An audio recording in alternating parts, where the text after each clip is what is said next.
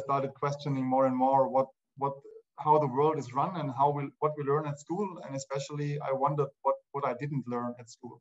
So you can see the amount of destruction that our economic system had deployed, and I was thinking, okay, how do I contribute to that to myself? And welcome to the third edition of My Journey to Impact with Patrick Knodel, the famous Patrick Knodel, at least in Germany. And we're really happy to have you here today, Patrick. And what we want to do is separate it in two sections. Section one is you unfolding your story, to how you arrived at impact. So your journey to impact. What are the steps in your life that you experienced that brought you to that moment where you understood that now I'm going to dedicate my life to impact, if there was such a moment? And also, what were the steps afterwards? I will let you speak freely, and I might come in with questions of clarification or bring you back into the center if you veer off too much in some direction and some sideline. And once you feel content and we feel that you have shared enough of your story, we open for everybody in the room. At the moment, this is Falk, but I know there are some other people registered who maybe cannot make it because of the time, and maybe they will still come in. So we'll open it for questions and an open conversation. So with that, Patrick, over to you. Looking forward. Thanks, Tom. Good to meet you once again. First of all, I'm far away from famous, but thanks for the flowers. Well, my journey to impact. If I'm going too fast and skip everything, you just have to jump in, because my girlfriend always wants to tell me the story of the day, and I always finish in like 30 seconds, and she always expects like 5 minutes. So maybe I'm kind of a typical guy here. So we'll try and stretch it. No worries. I will come in and ask deepening questions. Yes. Okay. So maybe I'll start with my background. I grew up in a town outside of Stuttgart, in south of Germany, which is I think in terms of economics, it's kind of a very, very wealthy spot in general. Of course, I didn't know while growing up, it was just normal. I attended a normal school and then switched after class 10. I switched to a grammar school that more focused on economics, because in art and in music I always got a 5. So that's the second worst grade in Germany you can get. So no talent here. So I did my A grade there, and I mean my father became an entrepreneur while I was like, I think I was 8 when he moved away to Bonn and to Cologne later, and started his own real estate business. And my mother had like different things, like she was employed and then also self-employed. So I got different perspectives. Growing up also with my grandparents, because my parents were divorced. So I spent a lot of time at my grandparents, and at least the people from Germany will know what you tell the cliche about the Schwaben, the Swabians, so that they always save money and that they always like never spend more than you have, and it's very, very, very lean. So that's totally true with my grandparents. So I grew up with money is very precious, and don't spend it, and keep it together, and bad times will come, and save everything. So that's a mindset I really had deep in my mind, and also my friends, and also later at university made fun of that. So it takes me quite a while. It takes me until today overcome that behavior that results from this early childhood on experience. Well, after my I mean, with doing the A grade, for me it was always clear that I want to do something with economics, business administration, management, these kinds of things, because it's just reflecting on that now, there was never any other choice. Not because my parents told me you have to do that, but because if your parents both come from a rather business area, I just didn't get the idea to work as a doctor or as a psychotherapist or as a, I don't know, whatever. So of course I had interest like sports and like acting, and when I was young I wanted to become a journalist and all of this, but the older I got, the clearer it got that by studying business administration you can basically work in every industry. You can find a job in like everywhere. So for me it was totally clear, study business administration. I never really questioned that while growing up. So I did that, and did it in a University of Applied Sciences, Germany called Fachhochschule, which is a little bit different than classic university. It's a little bit more practical, a little less theoretical background. Started with international business there, then found out that there's too much language stuff and too less business stuff in that, so changed to, and my Spanish and my French basically sucked, so that was the main reason for changing. So I changed it to controlling and finance and these things, and then also did an exchange semester in London during that time, and then graduated. And to be honest, I liked the studies, which is funny because if you know how I talk today about education and business administration in Germany, but during that time, actually, I liked most of the studies. I was actually interested in all these controlling, financing things. There were like lectures where I was just talking with the professor and she was talking with me because balance sheet, nobody was interested, only me. So I don't know. It was not a bad thing for me. So I finished that, and while studying, of course, I had some internships at Deutsche Bank, at Daimler, for example, which you had to do for one semester while studying at a Fachhochschule. So I found out what I don't want to do. Big corporates for me was clear from day 2 or 3 in there. I was like, never. The whole atmosphere, the way people are treated, I mean, it's different. You have different corporates and you have different sections within those corporates. It can be different experiences, but for me, those two were terrible. So for me, I was sure I never wanted to work there. And actually, doing business administration and becoming a manager, let's call it that way, that was always the intention, but I never really knew what. So in my early days, I was like, I admit I'm from Stuttgart. I like fast cars and I like to drive fast. So of course, Porsche was very fascinating. So in my early days, I always said I wanted to become the CEO of Porsche. And actually I had a clear view on how my career should go. So I said, okay, I want to drive a VW Golf, and then I want to drive a Mercedes C-Class, and after that I want to drive a Porsche 911. So that's how I had structured my path when I started studying. So your career was coded in cars. Yeah, my career was coded in cars, and I think I was not the only guy at that time who did it that way, at least in his mind. Yeah.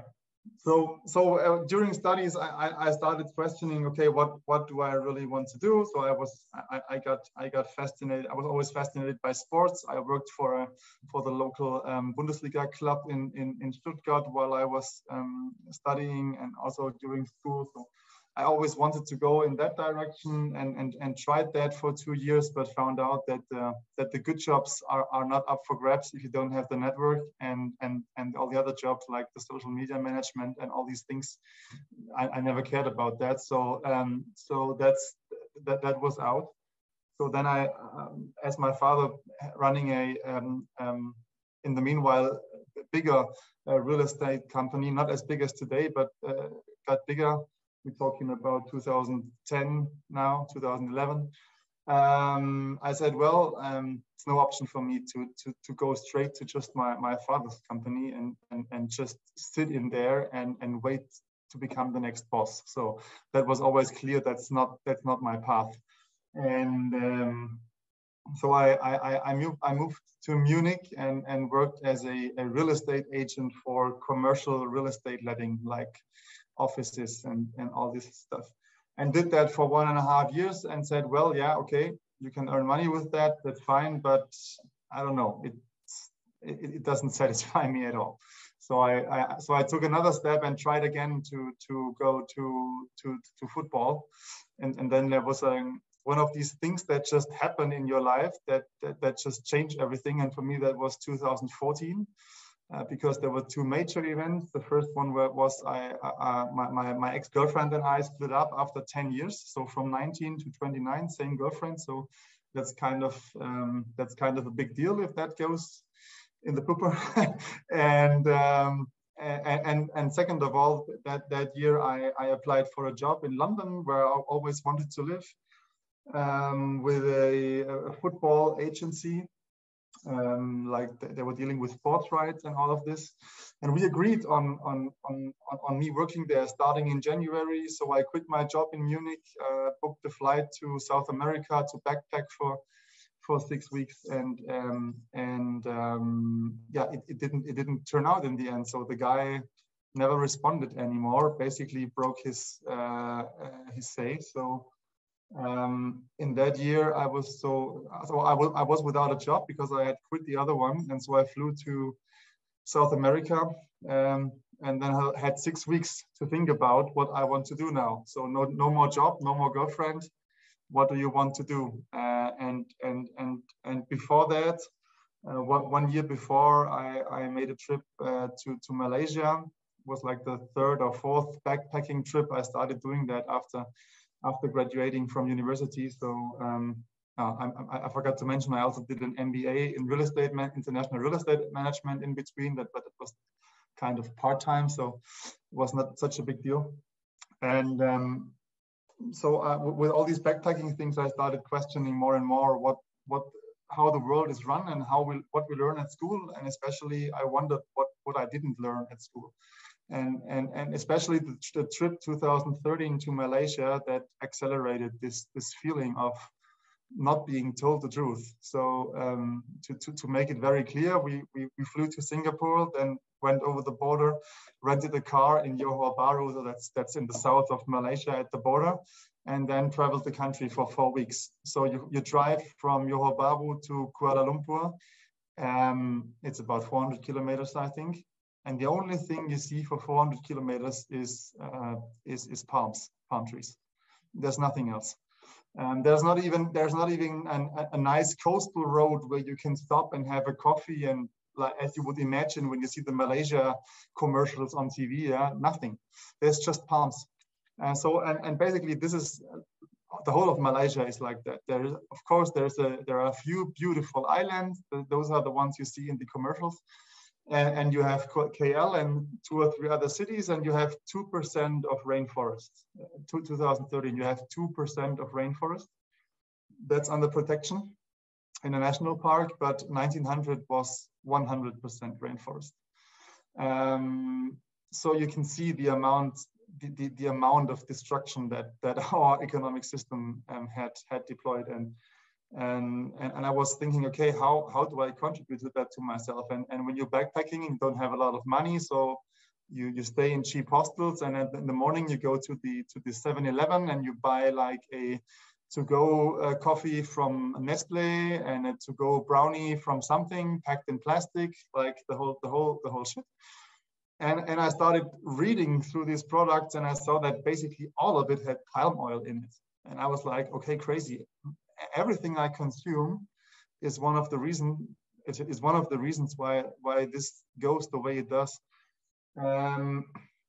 So at the end of that journey, we flew back to London actually, and in London there was a big real estate project in Battersea. like huge shopping mall, expensive apartments, everything that's not already there in London. So I had I think 2 billion investment, 2 billion pounds, I think, and I had a look at the signs, and it showed that the main investor of that thing was the Malaysia corporate that's doing the palm oil in Malaysia. So I said, okay, I use convenience products that are available everywhere. For me, in order to use them, a big company cuts down the rainforest in Malaysia in order to get palm oil. And then they invest that money in central London in order to build things that are already there and that keep pushing people further out of the city and reducing equality and inclusion. And I was like, okay, nobody in four European universities and one business school where I did my A grade, nobody had one word about that. Nobody talked about sustainability. Nobody talked about resources, nothing. It was just about the calculation, like you do an investment for 15 years and how can you calculate the internal rate of return for the 15th place after the comma. So nothing else was in there. And I was like, how and why? And why do I never read about that in the media? I mean, it was not like today with Extinction Rebellion and Fridays for Future, where these things are in the press. 10, 15 years ago, there was almost nothing in the press from my point of view. So that was one major thing. So like the trip to Malaysia, then the time to think in 2014, one year later, and then getting back after that job in 2014 in London didn't work out. So I was sitting back home, actually half a year again with my mom, with being 29 years old. So she was happy. And a friend of hers started was an investor who started a franchise concept. It was a steakhouse. And during that time, I always considered myself being a big animal friend while eating meat. Today, I don't know how to do that anymore. But at that time, I still ate meat, but I was very critical about it. And I said, well, I don't buy the cheap meat anymore as I did during studying at Aldi and Lidl. I buy the good meat, so and at the butchers or wherever. And so I started in that area. And also one major thing that is very, very, very, very up to date now was dealing with how international conflicts occur. So even before having thought about ecology and animal rights and health and all these things, I wondered why we keep going from war to war to war, and why the same people keep getting richer and richer and richer, no matter what happens in the world. And I started dealing with these things first, and also trying to find out what's the involvement of Western countries in there, because everybody's always blaming Russia and China and whoever and Iran. But most wars have been fought by the West, especially by the US. And that was also a major thing. Like, why is nobody talking about this? Why can they attack like 7 Muslim countries in 8 years, Obama, and the guy gets a Nobel Peace Prize? How on earth? Putin would never get a Nobel Peace Prize for attacking 2 or 3 countries. So how is it possible that people do not talk about this? So I started questioning what we learn in the media and what kinds of images are being placed in our heads in school and in the media, and this fit together. And then while doing this steakhouse concept, and I was sort of a co-founder but didn't have shares, which was good for me, so I could get out. But basically the CEO and I, we did it together with the money of that investor, and during those 1.5 years I questioned more and more, and also I became vegetarian during that time. So I said, okay, this is not working anymore, and I cannot earn money by killing animals. I don't think anyone has the right to kill anyone. It doesn't matter if you're an animal or a human being. And I want to get out. So and that was the time where I really said, okay, now I wanted to do sports. I wanted to do real estate, kind of a second choice. Then I ended up in retail and food. And what do I really want to do? And I said, okay, of course I want to earn money to live a good life and to be able to travel and so on, but I want to do something useful, because even in university, I always had that feeling I don't want to work, which sounds lazy, but it's only like, I thought, for what? Only for getting money to then go to a shop and buy new clothes and a new car and get back home and do the same. I never understood the concept. And so many of my colleagues in university, they were like sick of the whole university thing. They couldn't wait to start working. And I was like, always, why? You have to do that for 40 years. What is so great about it? In university, you can actually learn something new every day, and you can actually ask new questions every day. Why are you not interested in asking questions? Why do you want to go somewhere where someone tells you what to do for the next 40 years? I couldn't express that feeling at that time, but also while being at university in Pforzheim, I got the feeling that it's not what I want. So then sitting here in 2016, I was like, okay, I want to get out of this steakhouse thing, and I will get out in summer. And now I have two choices. Either I start something myself, something that is useful for more people than just me and some shareholders. But I didn't know why. So, and at that point, of course, I am in the lucky position that my father is a successful entrepreneur, and the company had gotten much bigger until then, with 4 branches in Cologne, Stuttgart, Munich, and Berlin. And I had many discussions with my father on how the world works and how it doesn't work. And for a long time, also, to be honest, I didn't understand his points. I thought he's totally, I don't know, living on another planet. And I think he thought the same about me. Like, okay, you didn't build that company from scratch, so what are you talking about? And I was like, okay, but we have a bowl here that has like 10 ingredients, and 2 of them we're taking out as mankind every year, and 1 is growing. So if you understand, if you explain that to a child, every child will understand that this system cannot work. But people who have been educated in business administration and economics, they seem to think that it works. And so we were talking not with each other, but always like that. So nobody understands the other one. And so he said, okay, well, you seem to know everything, how it could be done better. So prove it. So let's start a charitable foundation. So that was the first thing. And to be honest, I had no idea about charity, not at all. Of course, his company had given some charity money to some organizations. Just a sip of coffee for the voice. But not in a structured way. So we decided to build a foundation.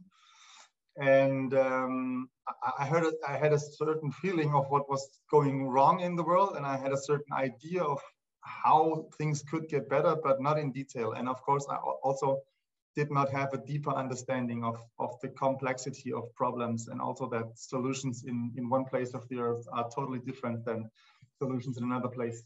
And so we started that, and I was running around like 8 or 9 months until I get all the certificates from the German state that I could really start it. Because the German state, if you run a charitable organization, a foundation, they want you to tell them what you're going to do from now until the end of time, and never change it, which shows how far away that concept is from reality. And I said, well, guys, I see myself as an entrepreneur. I have a foundation. I'm charitable, but still, I want to solve problems. And today, I don't know what the problems are, and I don't know what the solution is. So how can I describe that in a piece of paper for the next 100 years? That's crazy. So what I basically told my lawyer to do is take the whole tax-free stuff out of the German tax code and put it into our articles of association. And of course, the government did not like that. So there was long discussion to go through with this. And yeah, I started that and talked to many people there. I was running around 9 months just talking to NGOs, NPOs, impact advisors, foundations.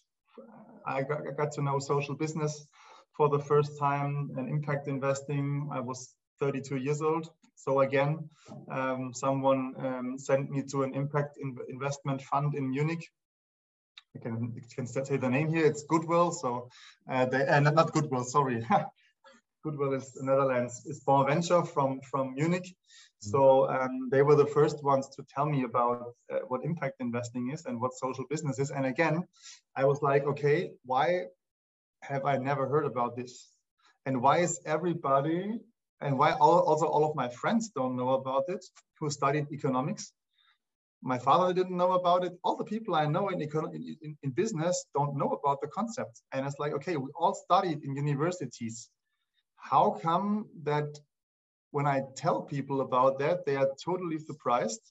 When I tell them that I'm trying to make money, and by earning money, I'm trying to do something good, like positive ecological or social impact at the core of a business model.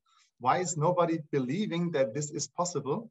But everybody has accepted that big banks and so-called defense, which in reality are aggression companies, earn money with the crazy bullshit they are doing. So how did it go that this is the normal status quo and we've accepted that, and the other one is like some crazy idea of weird people?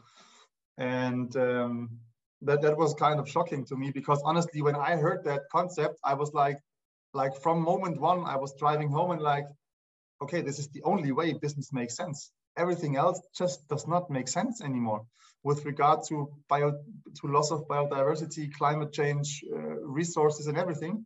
Every other concept does just not make sense anymore. I don't want to work for money.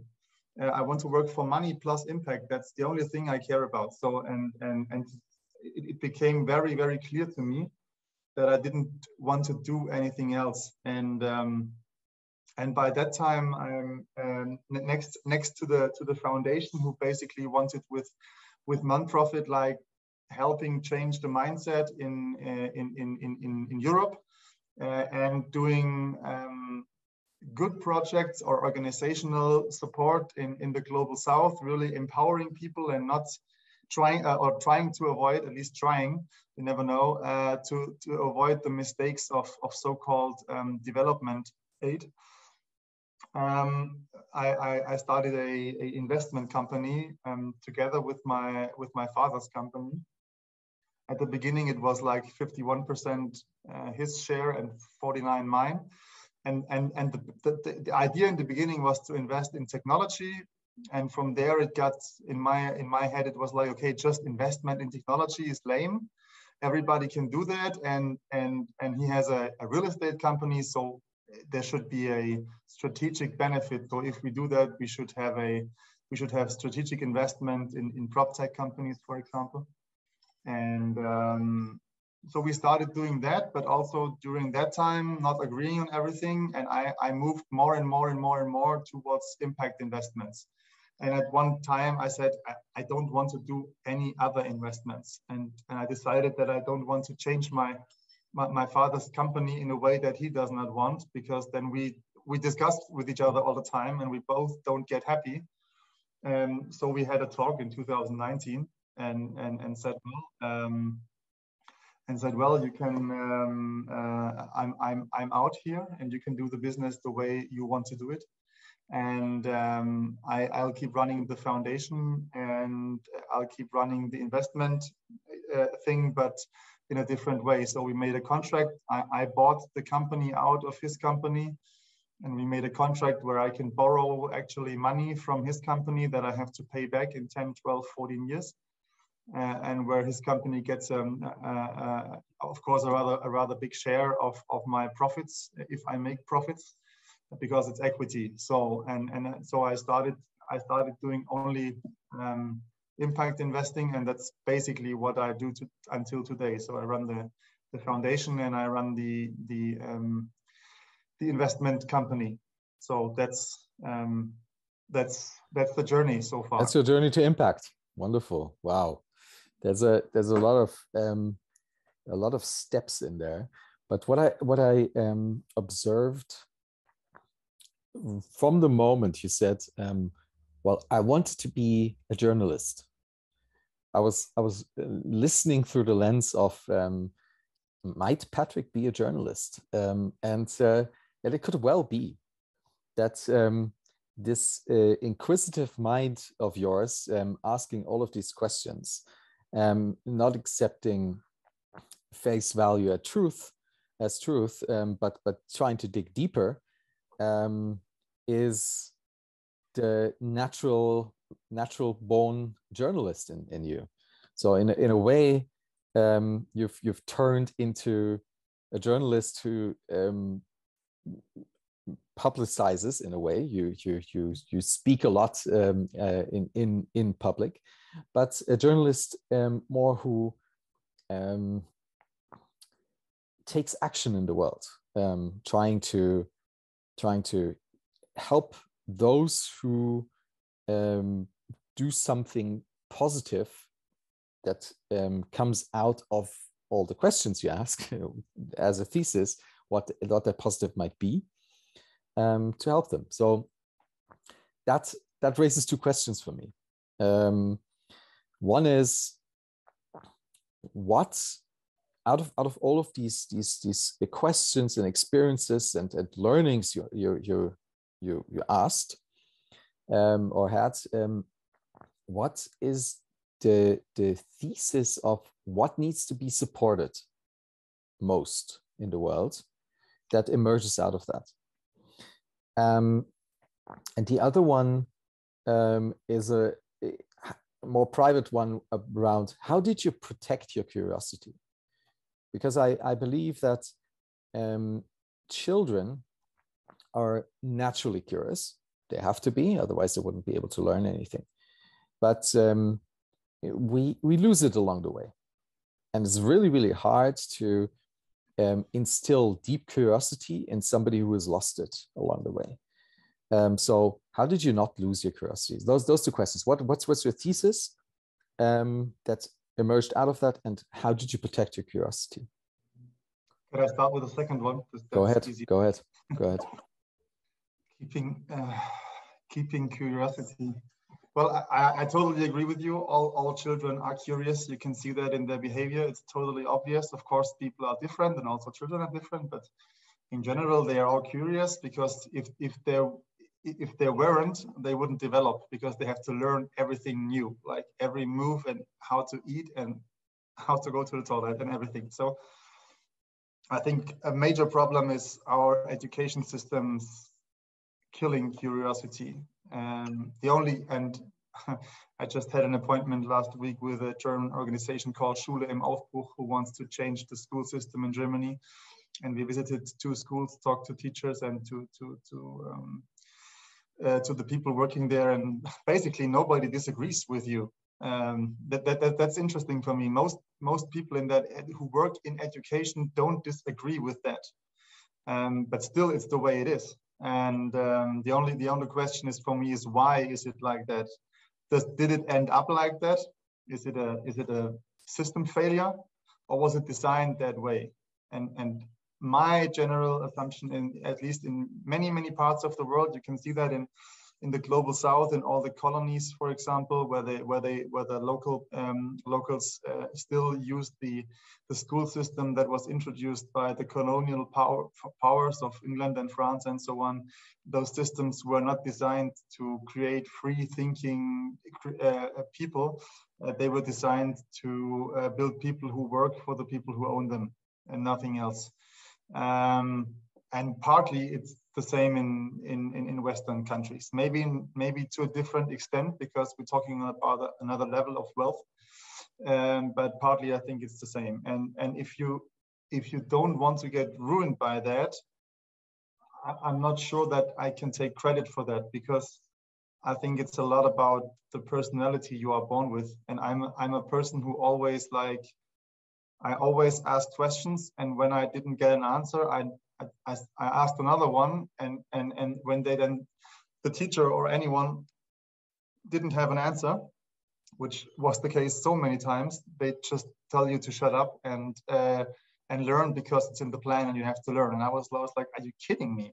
Why should I learn what you tell me without you being able, you the big guy with the university degree, and when you cannot tell me why I should learn this, why should I do that? And so I had a lot of trouble, always. I had a lot of trouble in school. I always had trouble with teachers. I changed the school not only due to my terrible skills in arts and music, but also because basically every teacher in the whole school knew my name before the new class was given out, and they knew, oh, Patrick. And I think if you have that temper and that thing in yourself that you just resist to things you don't agree with, then you stay curious. And if you don't have that, and you're more like a person who needs more comfort and more alignment with others, then it's much harder, because being curious and asking questions always comes with being told to shut up, or in our modern technological world with corporate media, it comes with being called a conspiracy theorist or whatever. There are many phrases to make people shut up who just ask questions. So you need to get along with that. You need to learn to be fine with that, and not to be angered too much but by what others say about you, which I'm not so good at, but I'm trying to learn it. So at least later in life, your dad said, okay, I don't know I don't know what you're talking about, but go and play with it, go and try it out. So what was the role of your parents and your grandparents in you staying curious? Because they could have taken also a strong influence on you. Of course. Yeah. My mom actually always encouraged me to be very self-confident and to ask questions and so on. Like even when I was a little kid, and with 4 years or 3 years, and I wanted something sweet in the how do you say Freibad in English? In the swimming pool center, I don't know. Sorry, public swimming pool, something like that. Public pool. So she didn't get it from me. She gave me 2 Deutsche Mark and said, here you have that. There is the kiosk. Just go in and buy it. So she empowered being responsible for what I do from the beginning. And of course, then you have my father, who is a person. If you build a company from scratch like he did, as told in the beginning, I didn't understand many of his things earlier. Today I understand many more, because doing what he did from scratch is great and takes a lot of courage. And basically, by doing that, you have to always feel like you're right in the end, and you can do it. Although 9 people tell you that it's crazy and you cannot do it. So you cannot always be afraid of any risk or any challenge. And so I think these 2 things together, I got a little bit of both. So I'm definitely not like my father. I would not take his amount of risk. But I have a little bit of both, and I think that helps. And with my grandparents, I'm not sure. They were, if they were an influence, it was rather the opposite, like seeing what I don't want to be. For them, it was like really important what the neighbor thinks about you. So they always said, why did you do this and that? Now the neighbor, he was called Heinz, right? No, not Heinz. What's the name? I don't know. I think he's coming and what does he think about us? And I was like, why do you care? The guy is an asshole. Why do you care what he thinks about us? So and for me that kind of triggered, and I think my girlfriend could approve. I'm really triggered if people tell me you have to behave in a certain way so that others are comforted by it or whatever, or others don't speak bad about you. This is for me, I'm a little child there. This is for me, normally it's a great sign that you should keep on doing that. Yeah, yeah. Okay, wonderful. So let's go back to the other part of the question, because based on that, there's a lot of conformity in the impact sustainability scene at the moment, right? So you could say there's a certain kind of education going on there as well. So my assumption would be that you somehow investigate deeper there as well and come up with your own perspective on impact. Can you talk a little bit about what your perspective on impact is? What needs support, what doesn't? I think there are two dimensions. There is a political, sociological dimension to that, and a business dimension. I start with the political, sociological one. I think there is a certain mindset being spread across the world at the moment, and most people in our bubble, let's call it that way, it's a bubble like all the others. Many people just take that and use it and don't question it. And in the end, you can just hope that what is being spread across us at the moment leads to a better world in the end. And I have my doubts about that. So I don't celebrate everything that's fancy. I don't agree with many things, like parts of the racism debate, the way that it's being handled on Twitter and so on at the moment, for me is absolutely crazy. Like Fridays for Future uninviting a white girl because she has dreadlocks, because that's racism, because that's black people's hair. I mean, this is exactly intolerance taken the other way around, and then yourself trying to advocate for tolerance. I mean, this is absolutely nuts. So following that logic, I could also not listen to hip hop music because that's also black people's music. So where do you draw that line? And I think many discussions in that area, and it's the same with some climate change discussions, are very, very political. And it's what I told before. It's you just comply because the majority complies, and you don't think about it. And this is the biggest threat of our time at the moment. So many things I don't see myself aligned with many fellow people who, and that's the tragic from my point of view, have a good heart and want to change the world for better. Most people who advocate for the wrong side and play the devil's game don't know that they do. This is the tragedy of our time. Because when you had a king, you didn't need to do that with people, because the king said, and you had to do, otherwise you go to the jail.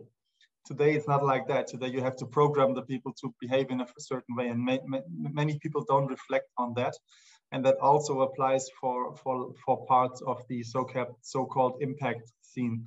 So I will not invest in anything that just because it says climate on top. So and many people do that, and that brings me maybe to the business side, to the more it's easier to describe it there. For example, what is impact? To me, impact is core of the business is impact, which means that actually, if you take the impact out of the business model, it doesn't work anymore. So, for example, I get pitch decks from people who build a platform, the typical Berlin-based business model. You take somebody else's money, test the platform, and then see in 2 years later that it doesn't work. And then you build the next platform. So you build a platform and say, okay, when you check out at the counter, but while shopping at Amazon or any other crab cake shop, then at the end you can donate €2 to an NGO. That's not impact investing. That's making bad business models look good. That's the opposite of impact investing.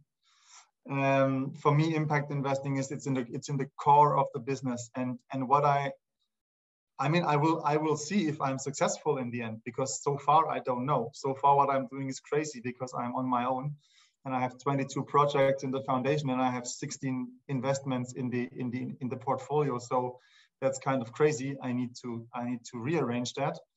But I don't know if I'm being economically successful, but I'm trying to. But what I hear a lot is when people when I talk to people and they go to my website and see what companies I am invested in, they say, wow, this is cool. There you are in as well, and there you are in as well. Oh, that's so cool. So most not all, but many companies I'm invested in, most people, when I tell them about, they like that. Or when they get told by other people, they also like that. But they don't invest in there themselves. So why? So do you really like the company, or are you just being politely and lie? Or do you not have the guts to invest there because it's real impact and it's not just a phrase written on the website? And from my point of view, many times it's the second one. Because many things that run under the umbrella of impact investing at the moment is fake. We had sustainability, which was the bullshit bingo word of the 2000s, and last year's we have the ESG, which is the bullshit bingo of 2015 onwards, and now these companies trying to use impact and trying to make a bullshit phrase out of that as well. And this also has two sides from my point of view. One side, it's terrible because if you really want to do that, the phrase gets stolen and people don't believe you anymore.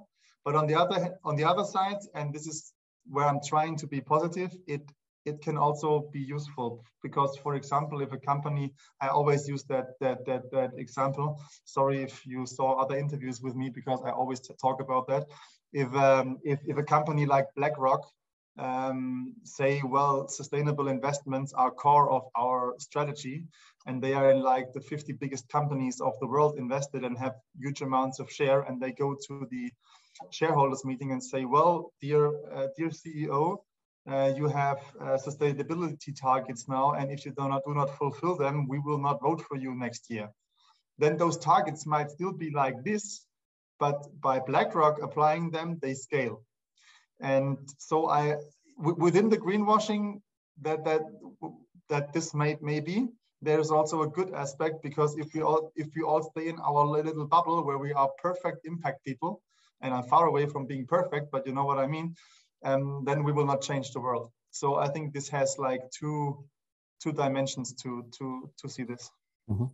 And what would you say is so different, difficult, or dangerous about real impact compared to ESG or SDG, that you don't see a lot of people going into that direction?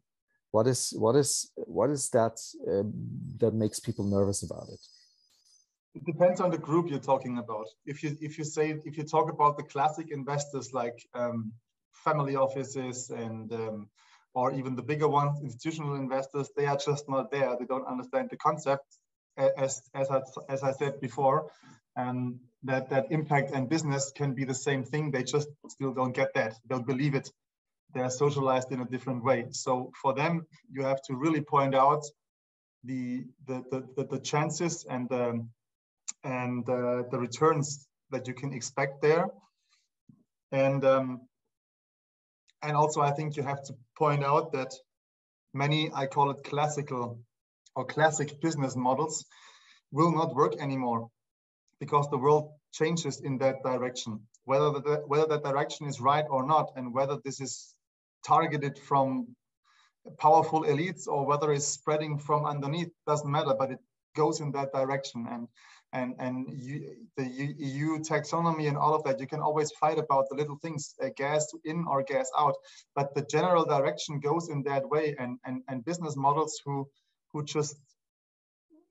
are being built on fast business and then throwing things away, they will not work anymore. So without being an impact guy, if you're in an old school family office, you should think about where to invest.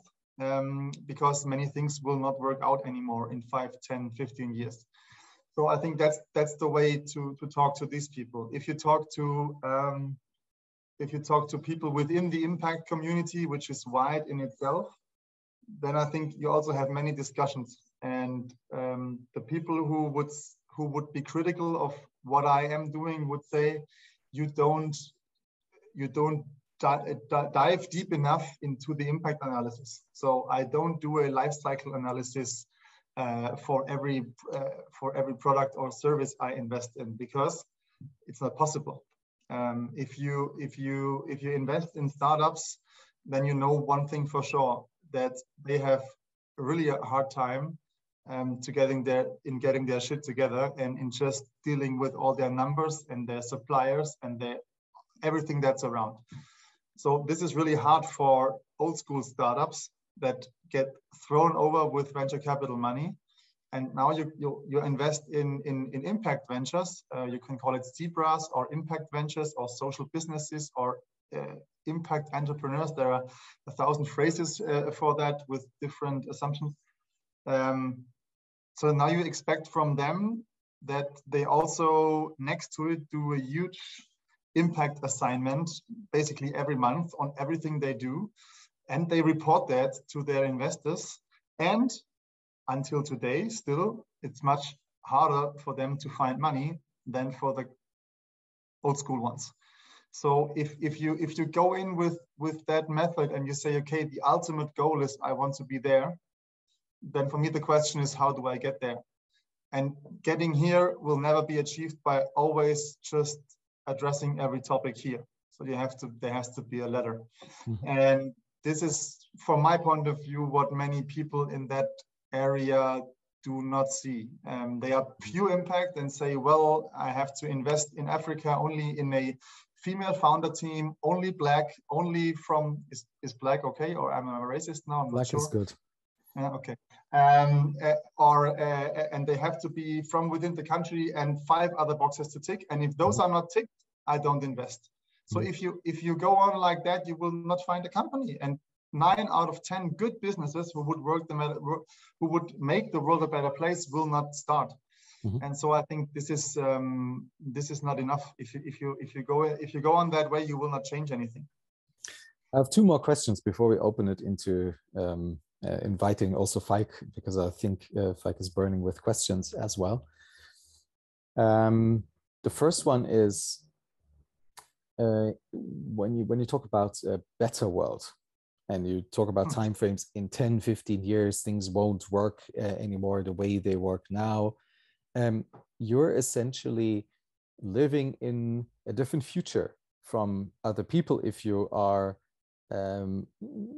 if you're doing things differently right now.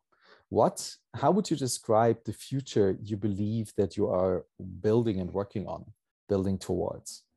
What does the world look like if you were successful on a large scale? What would the world look like in 10, 15 years? If I would be successful on a large scale, so not only in business, but with everything else I'm trying to do with mindset and so on, then the world would be very different. Okay, let's go there for a moment. I'm really curious about that. Well, the first thing is the old discussion with regard to cooperation versus competition. And I think, yes, competition is nothing bad. I'm a very competitive person myself. If you ever do a sports game with me, I can throw my tennis racket across the wall. I totally get the concept. The question is to what extent and in what surrounding, and the way we have been building is only like Darwin. It's like the strongest wins. Yeah, we have some social nets and so on, but general thing is, if you use your elbows, you go to the top, and if you are at the top, you can never fall down, because wealth always creates more wealth, and if you're born in the wrong place of the world, you cannot even get there. You're just a victim before you are born. And so I think we need a society that's based on cooperation. We need a whole system, which means the tax system, the way governments do their decision would have to be based on common sense, on commonwealth, which raises the question if democracies as we know them, with governments as we know them, are still the right thing to have in a time where capitalism accelerates and technology accelerates and develops much faster than human brains develop, and people are not so good with adapting to change. So if change accelerates, people will even more push away and say, I don't want change, I don't want change. And so much more easy to control. And so in my world, we would discuss things. So we would, if democracy, I'm saying if, because for me, democracy is not a value itself, as people call it, because most things that we call democracy today is corporatocracy, is ruled by big corporates and not by people. And democracy is just a hideaway. So if democracy, then really base democracy. And I know what people say now. They say, well, you cannot do that, then you get even more terrible decisions. And what I say is, yes, that might be true in the first place, but only because we are not used to having a say. We are used to going to an election and knowing that what they told us before the election will not matter after the election. Everybody says that, but still everybody goes to that election every 4 years and tells them, well, I supported the green one, so I supported the SPD. And I was like, okay, and what do you think does that change? And in my world, we would really like, rather the Swiss model, we would really like key topics, long discussion, based decisions. But in order to have that, you also have to have a totally different information system. You cannot have corporates that run our media, and basically 5-6 companies run every newspaper, TV channel, and radio station, and social media website in the global West. So how do you want to get a decision there if the billionaires who own the corporates own the media and tell you what to think? And that's the case we are having now. This is not conspiracy. You just go to the internet and look up which website and which newspaper and which TV channel belongs to who, and which reach do they have, and who runs Facebook and who runs, and so on. It's easy to have those facts, and we need to change that in order to get back discussion. And discussion is being killed at the moment by technology and by even more thinking barriers. So this would be fundamentally different in my world. And then if that is different, then we would have other governments in which way they work.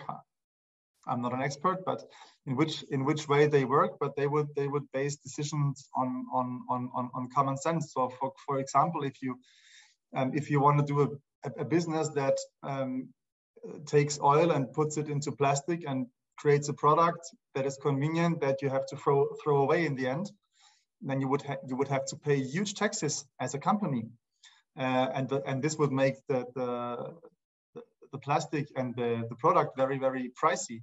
But in the other way, if you use a similar product as a company that is circular and that does not use extra resources, the taxes would be very low. So people would buy that. It's as simply as that. And today it's the other way around. The social entrepreneurs and the zebras and all these companies, they're having a hard time to get price competitive to all the bullshit companies, because actually the current system empowers them. So if you turn that around, you can turn around the world with lightning speed. Mankind wouldn't be here if they wouldn't have the ability to really adapt to new circumstances. We had ice ages and we had other climate changes before, and we had so many things, and we're still here. So you could do that. I just want to build on what you said about democracy. I'm going to send you the link to the book later, but there's a book called Against Elections by somebody called David van Reybrouck.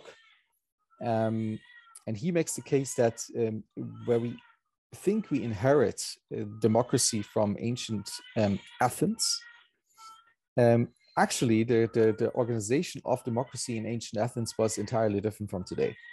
Okay. There was no voting. People were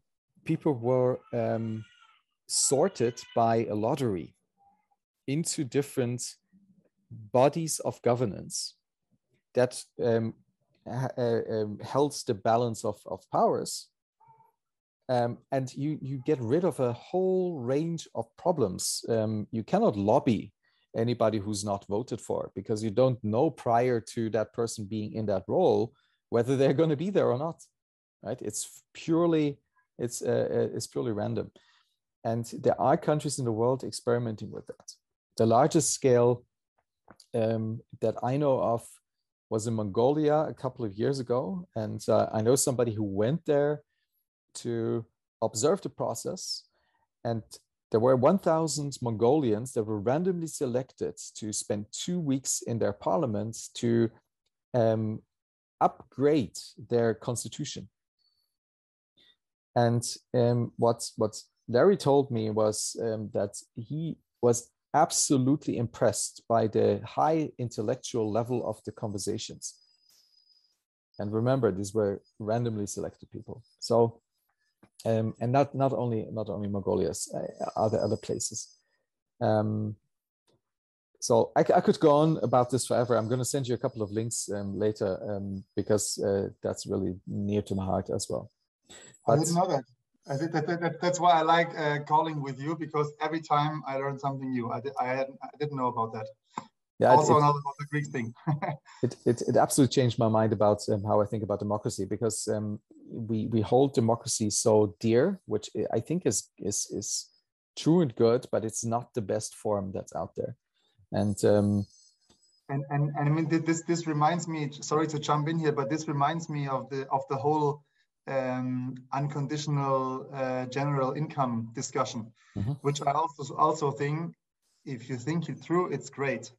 People always, when I talk about that with friends of mine, they always say, well, okay, then nobody works anymore. Yeah, why? Because we are conditioned in a way that we believe people are lazy and terrible, and only the ones who drive the Porsche have been great, and the other ones haven't. And I think that's a total misjudgment of how humanity works. It's just thinking within those barriers. And I think the main thing about that concept is the word unconditional. So there cannot be anything to limit that. No vaccination status, for example, to take the last 2 years into account. No other opinion on Russia and the Ukraine, and no nothing. If you do that, everybody has to get that every month, no matter if you're a nurse or if you're a billionaire, everybody. The billionaire can donate it afterwards if he doesn't want that, it's fine. And if you do that, then everybody gets the chance to actually do what he's good at. Then he gets the chance to think about what's good at, because he can live, and he cannot be forced to do a job that he doesn't want to, just because he will starve then, or does not have a minimum standard of living. And I think what that would lead to is the same with the taxation. I mean, today, if you have to clean a toilet, or if you have to do another job that society sees as a low qualified or useless job, you get paid very bad. With a basic income, those people who would do that would do it, but they would get paid better. So you would change the logic within the system. I would even argue that first of all, I would insist on universal basic services, because then you're detached from inflation and other financial pressures. But if you have that is deeply aligned with the notion of the market, which is again a very, very at the core of capitalism, because currently the market is failing massively because the signaling power is not distributed evenly. Signaling power in the market at the moment being financial capital. So if a busload of old white men have the same signaling capacity as half of the planet, of course, then we should not be surprised that the signaling is off, and the markets therefore are off as well. But if you remove that and you create truly free markets by freeing everybody to do whatever they want, that's scary, even for the most hardcore capitalist I know. But it's the most capitalist or market-oriented thing you could ever do. Yeah, so I totally agree with you on that. Okay, so we're already in conversation mode.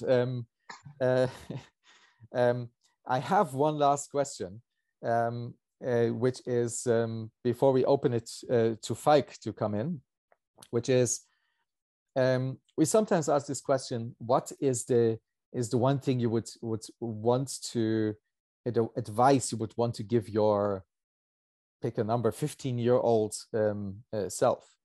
Now let's turn it a little bit around and say it's not your 15-year-old self. Pick somebody on the planet or a representative of a group on the planet right now. Somebody maybe with influence, maybe not. Who would you pick, and what advice would you give that person? When he's 15, knowing what he becomes today? No. Whoever. You can pick Putin, Greta, your next door neighbor, whoever you would like to pick. And sorry. Yeah, no, it's a tough question. But yeah, you can take a moment to think. Don't worry.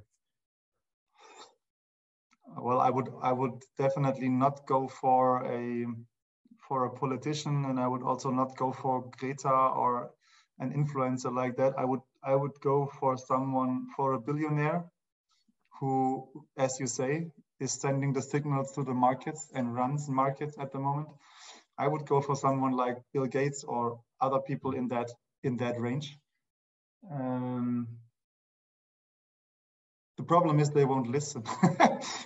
My advice would be trying to become reflective again, because unless others who see things critically, I'm give you the example. Bill Gates is the best example because that's always where people are fighting about. One say he's the greatest guy, he's trying to save the world with his foundation.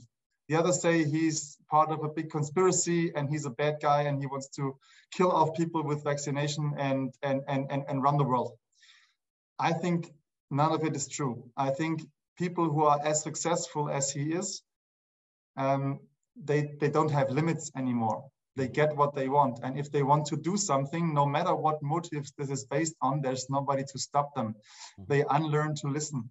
So the way he's running his foundation and the way he's influencing large parts of the world is not based on, from my point of view, that he's Jesus or that he's the devil, but he has a certain view on how things is done. He's being raised in the US system, in that capitalist system, and the way he does it is there is nobody saying him anymore that maybe he's wrong. There's just, from a certain level, there are no people anymore who can really stop you if he gets to the phone and says, I want to talk to the president of India. In 2 days, he will have a call with him. And I would try to speak to these people and say, well, guys, you have too much power. You have more power than is good for anyone, no matter if your intentions are good or bad. You should redistribute that power, and you should learn to listen to people, and you should put in really, really different groups. If you want to, for example, if you want to take care of the health in the global south, then of course the European and US thing is we develop vaccines against sicknesses, and then we deploy them all over the world. Or we take the malaria nets and we deploy them all over the world. But what would someone who has grown up in a slum of Nairobi, in Kibera, for example, what would he say? What's the thing he really needs to live a healthy life? And if you have that amount of money and you can really put on a decentralized structure with basic democratic decision processes. So unlike my foundation now, because I'm doing the same mistake as Bill Gates at the moment, only on a very, very small scale. So I need to change that in the future. So if you manage to do that, then your power can really create impact. But if you stay in a way that you're doing it now, then you will do many, many mistakes, even though you don't want to do them. Wow, great! I love it. Thank you so much for this first part of the conversation. It was really, really deep, and I learned so much. Thank you. Thank you. And But with that, I'd like to open it also now to Falk, who I know has for sure many burning questions. Let's take some time, 2-3 questions, and then we close this conversation for today. Falk, the stage is yours. I come from a hunter family for many generations, and this time now I lost my hunting lease because of my co-hunters. Why? Because I didn't go hunting anymore. I remember when we met first time, you were talking about this vegetarian issue too, because of my fish pitching, right? And you know, we do tree cutting at home, and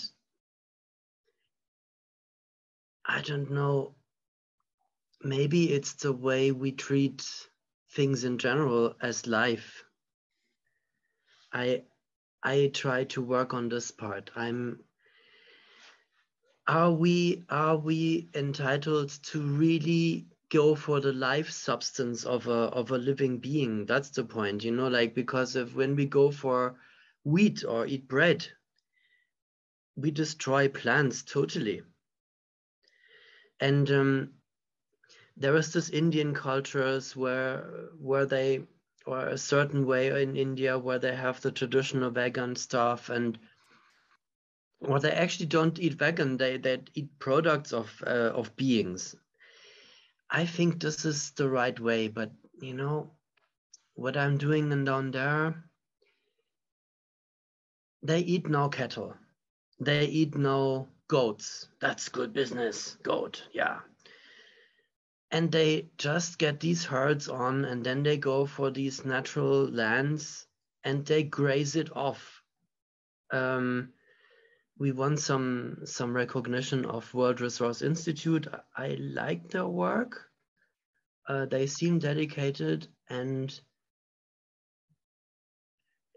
if these numbers are right, you know, this all estimates. Africa is always estimates.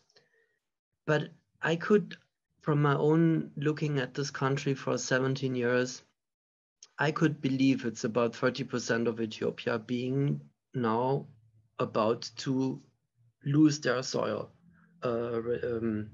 regeneration because of this way. Oh, I get a good chance. I do. Yeah, I'm a hero. Yeah, that's what they do now with fisheries.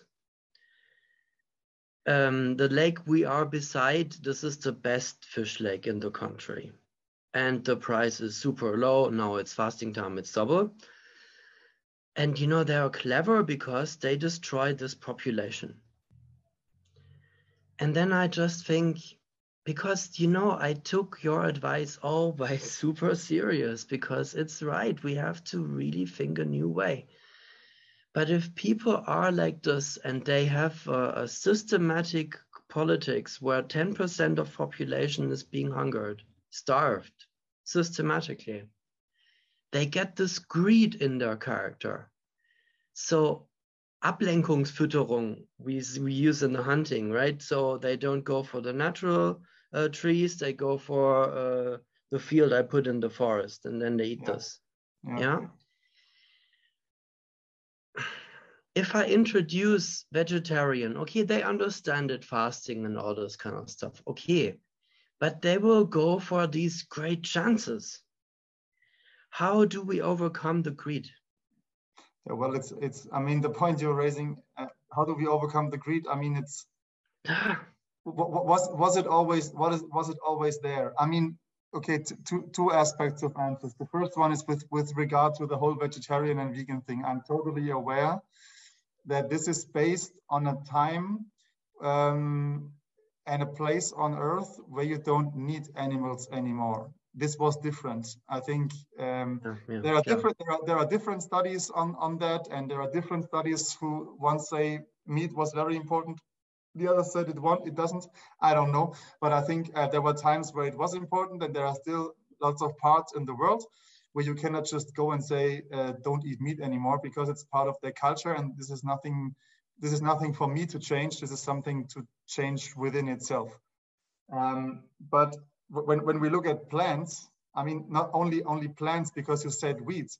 I mean, look at the wheat we eat today and what gluten does to our bodies. I mean, this has nothing to do anymore with plants from nature. I mean, we have a few breeds of wheat that we use now that are terrible. I mean, this is not good for our bodies. I try to eat as less of it as possible. Yeah. We unlearned to use real nature products, and then you can go to the next moral level and ask about, okay, plants are we're all energy, and plants are also living beings, so can we eat them? And then I say, well, at some point there is something you have to eat. That's why some people only eat apples that have been falling down from the tree. So this is a moral discussion. It's not for me to judge that, but to go to the main thing. How do we overcome greed? And that's, I mean, I'm not a philosopher. Maybe next time we can get Richard David Brecht or someone to join the conversation. I'm a big fan of most of his things.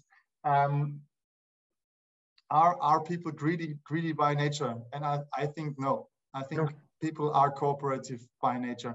I once read an experiment that where they took like 10 kids. I don't know if it was the United States or Europe, but from a Western country.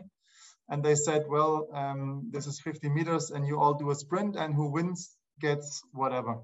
And they did the exact same thing in some rural village in Africa. I'm sorry, I don't remember the country anymore, but with a tribe that lives in an original way. And the kids in the Western world, they ran, and the winner took it, and yes, I'm the king. And the kids in that village, they didn't run. They went there together and shared the food.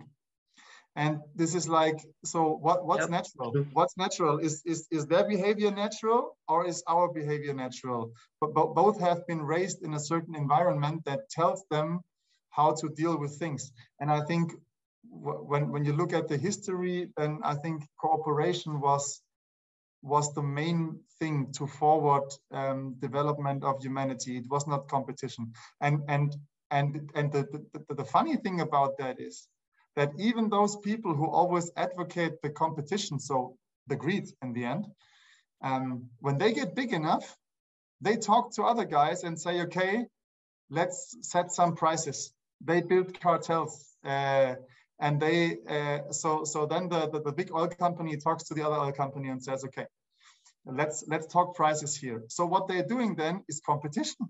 Is cooperation. Yeah.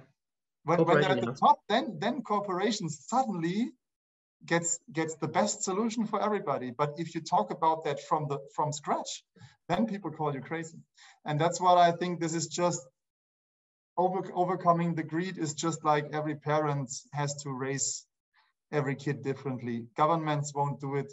The economy won't do it. We have to do it ourselves, and we have to live it in a different way. If no idea if it's possible. I have my doubt if it's possible in the current system, but try. Yeah, we have to work on this. We have to. And then it was this investor world.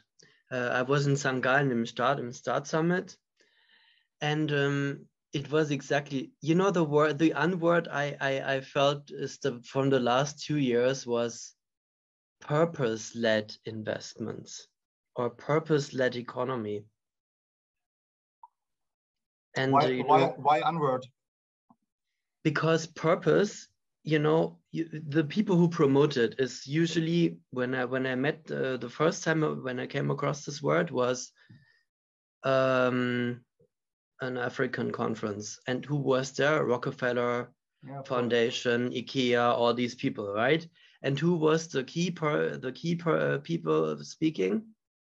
No, the big climate guy from America, the former vice president. And he brought up the purpose word, the P word. Yeah. And, you know, and when I see them and the follow-up networks and all this kind of stuff where, you know, when you do African stuff, you're in there, then they immediately connected to our high tech, that means IT, digitalization, of course, perfect in Africa, where you have 6 hours a day, no electricity. Wow, build your life on this. Perfect, yeah. Why don't you think about basics? And then they used that word, especially when it went for these digitals people, you know, to get more monopoly on already streamlined things. Purpose means I have my personal purpose. Wow, this is sort of like using impact as a word and then twisted around by the purpose word. I didn't like that. Let me comment on that. Two things. I think the purpose word itself, I like it if you use it the right way. I agree with you. The way you are describing it is not the right way, but purpose meaning that a business has a purpose other than just creating more money for shareholders. Yeah. And from there onwards, going to steward ownership and these modern forms of building and owning a company, I think that's a great chance. But what you are referring to is basically what I only hinted out a little bit earlier with Tom's question, is like the false friends that are put on us as a society and that people run after. Yeah. And let me give an example with climate change. I have no idea about climate change. I'm not a meteorologist. I read everything the people say why this is bullshit, and I read things that the people say why this is the biggest threat on Earth. And supposedly more people believe the latter, so we go in that direction. And if this is right, I have no idea. If this is right and all these tipping points are true, then we have a massive problem as mankind.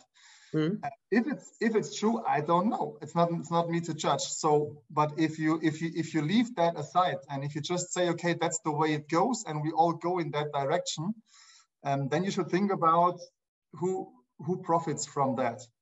And then if you think it through, then we are with the main problem. Then we are with the distribution of wealth. But because if you analyze what the IPCC and everybody says, then the worst effects of climate change will be in the global south. So mainly in those parts who are poor anyway. So what that means is that we in the global north, we exploited the rest of the world in order to get where we are. Now we have technological leadership, we have leadership in money and institutions, in military and everything.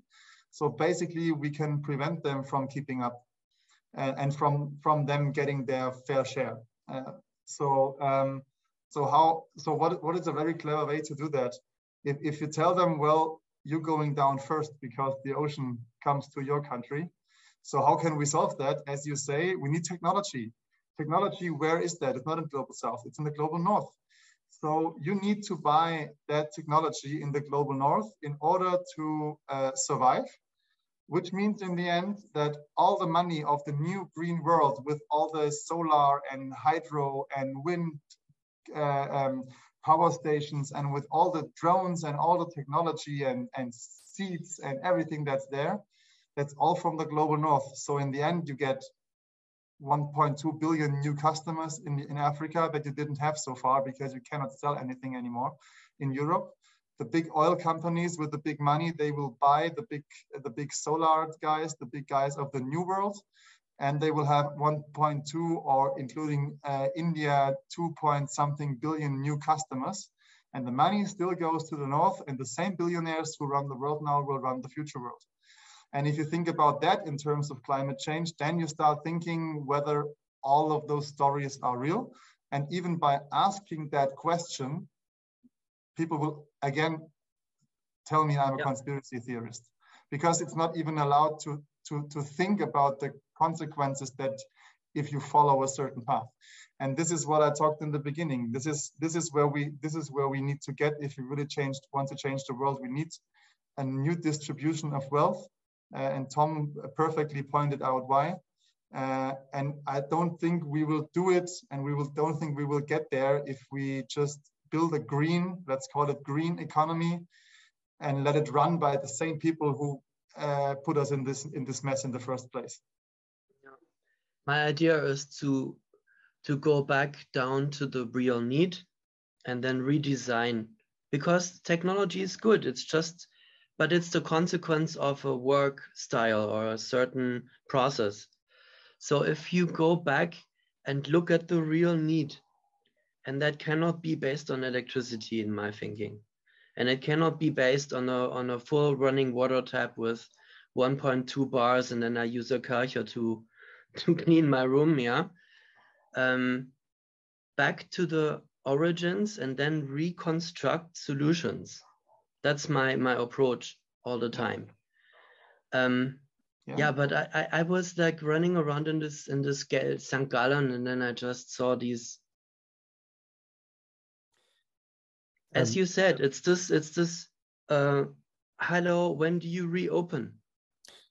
If I can come in here for a moment and start closing down, but I would like to build something on your point. I've done a little exercise exactly in the direction of what you're describing, asking what is the actual purpose of all economic action? It is enabling well-being, good life, right? So how do we measure good life? And we can use different frameworks. I chose to use Maslow's dimensions. So we have the 5 dimensions of Maslow. And we say, okay, let's maximize those individually. So that's different for you, for me, and for everybody individually. Let's maximize those and ask, what kinds of inputs do we need? And we can code these inputs in different forms of capital just being potential, right? So you have the most abstract form of potential in financial capital, but you also have social capital. You have intellectual, spiritual, cultural, living and material capital, right? Many forms. So you can code the inputs for a fulfilled life in that. And you can also say, how abstract they are in the fulfillment of one of the dimensions of Maslow, right? You can say, for physiological needs, you really need material capital and living capital. This is non-negotiable. You need to have a salad and something to protect you from the environment. Okay, so shelter and clothes, and then you can have some friends, you can have some knowledge or some experience that help you do this better, right? So this is a little bit more abstract. Or you can have financial capital, super abstract, and buy some stuff. Now, if you do that, and then you evaluate these forms of capital against each other in how often they occur on which abstraction level, you can now create a matrix of the value, the relative value of these forms of capital compared to one another. And what you arrive at is that financial capital is roughly worth 8% of the whole cake. And social capital is twice that. So we need people much more than we need financial capital. If you have great people around you, you don't need to buy your way into bringing great people into your team, right? If you, in other words, if we look at our fitness function for the economy in a slightly more complex way, holistic way, you could also use donut economy or something like that, then things start shifting. And then the dynamics of the system also start shifting in some new direction. Now, the question then becomes, but that's a whole new story. That's why I would like to close it for today. How do we shift into this complexity as a society, as a whole society, right? So, but let's if I ever get a say in this world on anything, and I can build a like a committee of people who consult different other people, very diverse and so on, then surely Thomas Schindler will be one of them, because I'm always impressed by the width of the lens that you are putting on topics, and this is exactly what we need. We in public discussions, we never narrow everything down on this, and then we fight about this all the time. Everything apart is not worth discussion, and we need that. And you're doing that every time in a brilliant way. Thank you very much. Thank you very much. But the focus is and was on you today, because I learned so much about the journalist investor, Patrick Knodel. Nice. It's really amazing to see the curiosity and the inquisitive mind that you bring to the table, and to change this industry. And thank you so much for what you're doing there. It's super important. Thank you, guys. Yeah, thank you. Pleasure.